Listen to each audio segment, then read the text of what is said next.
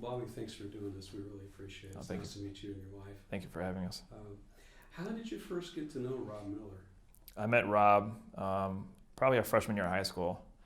Near the end of the freshman year, we were in separate high schools, but we co-opted in gymnastics. I had been cut from baseball, so I decided to take a different route, and a much more drastic route it was. And didn't really know Rob my freshman year, but as our sophomore and junior year developed, we started developing a friendship and got to know each other well. And then obviously our other group of friends hung out with each other. So once we finished high school, we split separate ways. I went to the service, and he did a year at University of Iowa. It wasn't until I came home on my first mid-tour leave, probably about a year and a half in, is when he told me that he's probably not going to go back his sophomore year of college, that he's going to take the service route. So it kind of surprised me, but I didn't. Again, I wasn't. We were keeping in touch by email and by phone, but didn't really see it coming. So the fact that he chose the most difficult route into the Army didn't surprise me.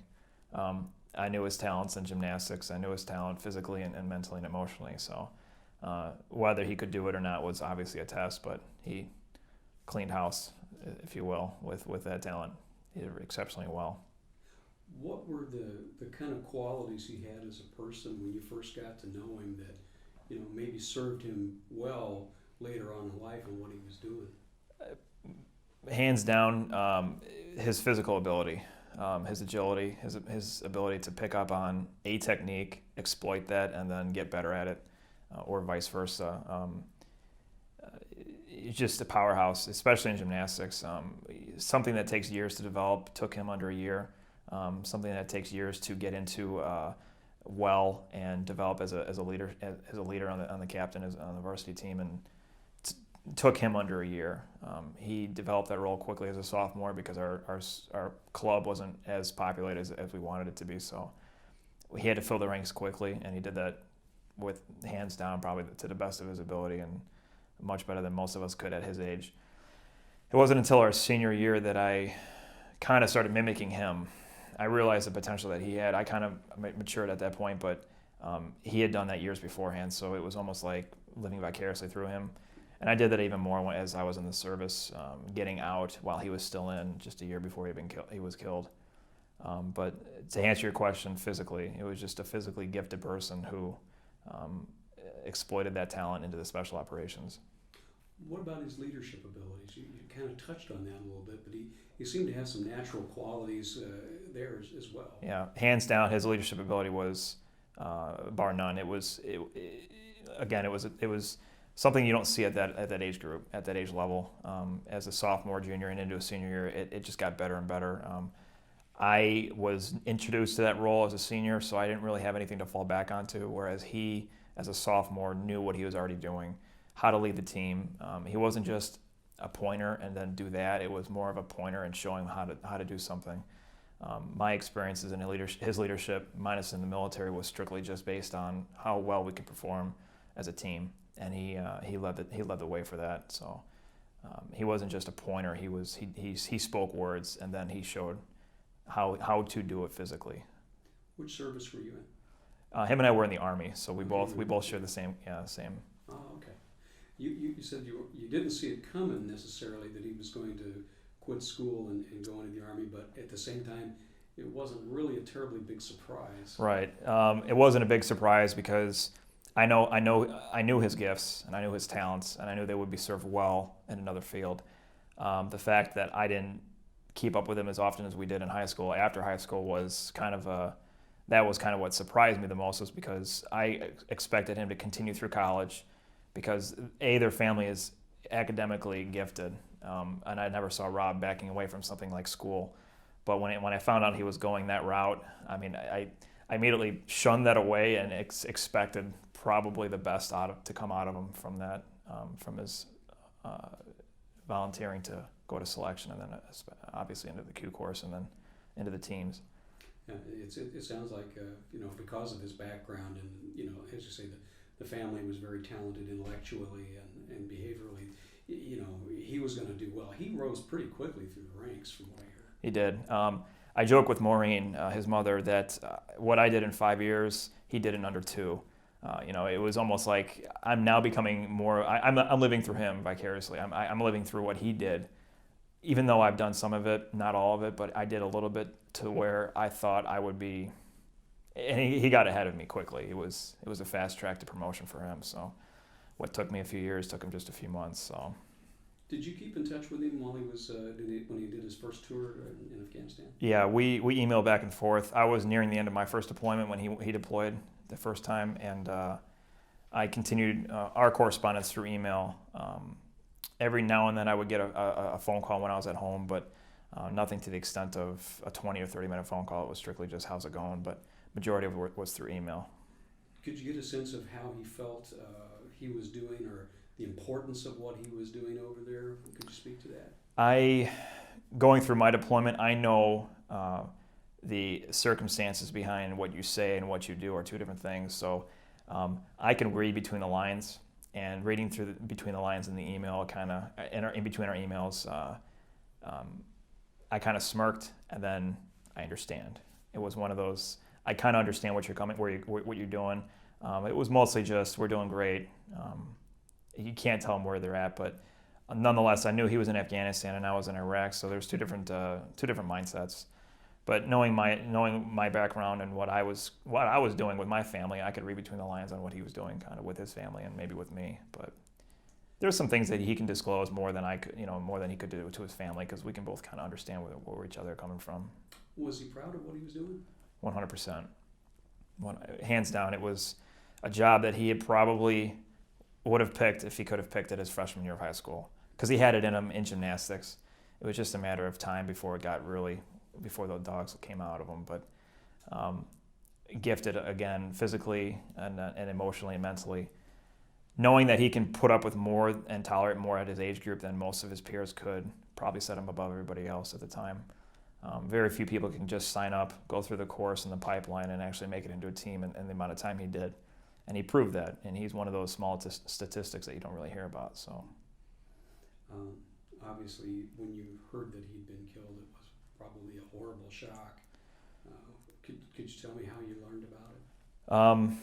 I learned when Maureen phoned me. It was I was home about almost a year. I was out of the service, and she had called. I had missed her phone call. She left a voicemail on my parents' home answering machine, and then I ended up calling her back right away. She explained to me what had happened. The situation behind how he was killed was really unclear. We just knew that it was a firefight. It was a really bad situation they had gotten into, and then the details started trickling down after that, weeks later. We feared the worst, that he was killed in an IED explosion, which I had seen and experienced. So I didn't put it past him that that's what happened. But knowing the story and the results and the reports weeks after the fact started making things more come into light. What happened, what the teams were actually doing over there, what he was doing. I kind of was naive to the situation, but when the reports came out, it was, I don't want to say an aha, yeah, that makes sense, but it kind of did, and it helped personally. It helped me grieve that it wasn't just quick. It wasn't just that's what happened in the news, and the next day's news was, yesterday's news was history. It was, this is something that's going to sit on the table for a while. That kind of helped me with the grieving process, and then eventually hearing from the teams. Specific individuals saying that they're around because of him, it kind of just laid everything to rest for me. Time is really helping out, but events like this for tonight and the Hall of Fame award for him, that's a really big deal for our family. I considered him to be like a brother. When I found out he was killed, it was there wasn't anybody else that I had grown up with that we mirrored each other almost to a T, so it hit hard. When you started to hear, as you say, the pieces come together about what happened and the kind of initiative that he took, he could have just stayed back behind and stayed under cover and he would have done his job, Mm-hmm. From what I can tell. But given what he did, were you surprised about it when you started to think it all through? No,